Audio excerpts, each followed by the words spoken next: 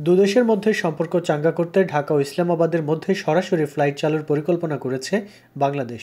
পাকিস্তানে নিযুক্ত বাংলাদেশের হাই কমিশনার মোহাম্মদ ইকবাল হোসেন গত শনিবার পেশোয়ার প্রেস ক্লাব পরিদর্শনের পর এক সংবাদ সম্মেলনে এই কথা জানিয়েছেন।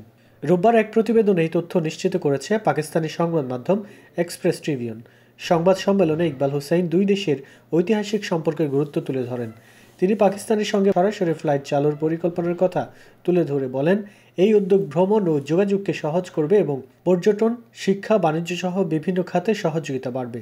ইকবাল হোসেন বলেন, দুই দেশের বাণিজ্যিক ও কূটনৈতিক সম্পর্ক ক্রমশ উন্নতি লাভ করছে এবং ভবিষ্যতে আরও শক্তিশালী হবে।